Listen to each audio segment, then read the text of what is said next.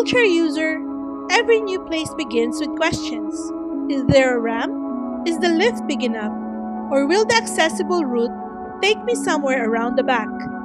At Dubai's Museum of the Future, those questions quickly faded. Every door seemed to open to another wow. For this journey, the determined palette partnered with Dubai Mobility, and the Whizzi X Balance became my ride into 2071. A futuristic museum, a modern wheelchair, and me trying very hard not to treat the corridors like a racetrack. The building itself is extraordinary. Its silver form, central void, and Arabic calligraphy bring architecture, language, and light together. But beautiful design means little if not everyone can experience it. Accessibility here felt natural. The entrance and routes were step-free, ramps were easy to use, the pathways were spacious, and the lifts comfortably accommodated my wheelchair. Accessible restrooms were available, and the staff offered assistance without making me feel helpless. I felt considered, not simply accommodated. Then, I boarded the spacecraft for a simulated journey to O.S.S. Hope, an orbital space station set in 2071, around 600 kilometers above Earth. As Dubai appeared to fall away, it genuinely felt as though I was traveling through space. I have never been inside a real spacecraft, so I had absolutely nothing to compare it with. But honestly, it convinced me. At O.S.S. Hope, I discovered how people might one day live and work in space while using resources from the moon to help produce clean energy for Earth.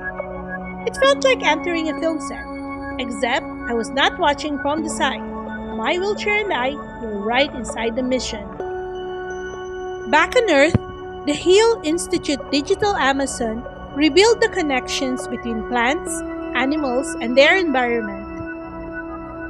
Then, thousands of species glowed inside the Library of Life, like biodiversity displayed inside a giant jewel box.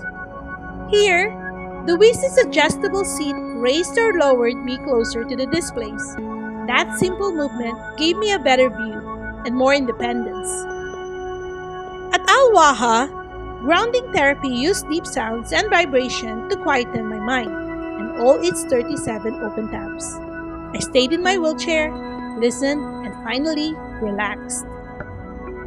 Then came Earth Dreams, where artificial intelligence transformed images of nature, satellite views, and weather data into flowing colors. Some of the shapes reminded me of Arabic calligraphy. I stopped analyzing and simply watched. Today showcased innovation in health, transport, the environment, and everyday life. This was also where I found Ameka, the humanoid everyone wanted to meet. I wanted to talk to her, but the queue was long. I knew I could probably ask for priority as a person of determination, but I did not want to skip everyone who had been waiting. So Ameka and I will have our conversation another day. Apparently, even the future can wait. A dedicated lift for people of determination took me to the observation deck, where I saw the museum's silver curves and calligraphy from a completely different angle. It was also boiling hot. But a photojournalist will endure many things for a good frame, including being lightly grilled by the Dubai sun. Future heroes invited children to imagine, design, and solve problems. I resisted joining them to prove that I was ready to save the future too.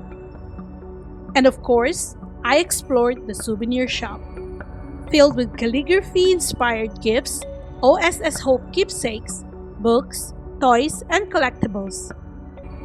After successfully navigating the museum, my final challenge was controlling my shopping. I enjoyed every moment because I don't have to worry about access. When inclusion is part of the original design, you do not feel accommodated, you simply feel included. And perhaps that is one of the most futuristic ideas of all.